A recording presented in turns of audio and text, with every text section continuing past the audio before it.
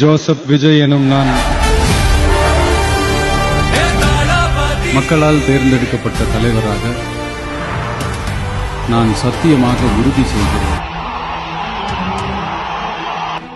ഇതൊരു സിനിമയല്ല, പക്ഷേ സിനിമയെ വെല്ലുന്ന തിരക്കഥ.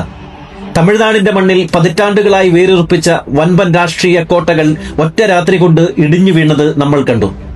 ദളപതി വിജയ് എന്ന തമിഴകത്തിന്റെ പ്രിയതാരം ഇന്നൊരു ഭരണാധികാരിയായി സത്യപ്രതിജ്ഞ ചെയ്യുമ്പോൾ അത് തമിഴ്നാട് രാഷ്ട്രീയത്തിന്റെ ഒരു പുതിയ സൂര്യോദയമാണ്. സിനിമയിൽ നമ്മൾ കണ്ടിട്ടുണ്ട് നീതിക്ക് വേണ്ടി പോരാടുന്ന നായകന്മാരെ. പക്ഷേ തിരശീലയ്ക്കപ്പുറം തമിഴ്നാട് ജനതയുടെ യഥാർത്ഥ ജീവിതത്തിലേക്ക് വിജയ് നടന്നിറങ്ങിയത് കൃത്യമായ പ്ലാനിങ്ങോടെയാണ്.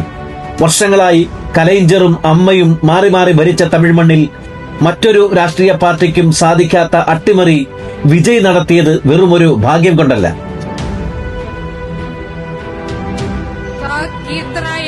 പലരും ചോദിച്ചു, രാഷ്ട്രീയ പരിചയമില്ലാത്ത ഈ പുതിയ ടീമിനെ വെച്ച് വിജയ് എന്ത് ചെയ്യുമെന്ന്.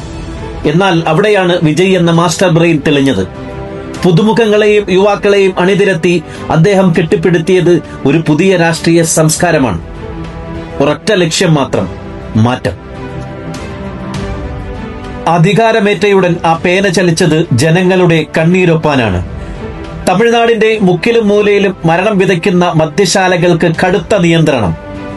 സ്കൂളുകൾക്കും ആരാധനാലയങ്ങൾക്കും 500 മീറ്റർ ചുറ്റളവിൽ ഇനി ഒരു മദ്യശാല പോലും പാടില്ല. വെറും പ്രഖ്യാപനമല്ല, നടപ്പിലാക്കി കാണിക്കുന്ന ദളപതി സ്റ്റൈൽ. കോടികളുടെ പ്രതിഫലം വാങ്ങുന്ന സൂപ്പർ താര പദവി ഉപേക്ഷിച്ച് അയാൾ ജനങ്ങൾക്കിടയിലേക്ക് വന്നത് എന്തെങ്കിലും ഒരു ലക്ഷ്യം കാണാതെയാവില്ല. തമിഴ്നാടിന്റെ ഭാവി ഇനി വിജയിയുടെ കൈകളിലാണ്. ഈ തരംഗം തമിഴ്നാട് രാഷ്ട്രീയത്തെ എങ്ങോട്ട് നയിക്കുമെന്ന് നമുക്ക് കാത്തിരുന്ന് കാണാം.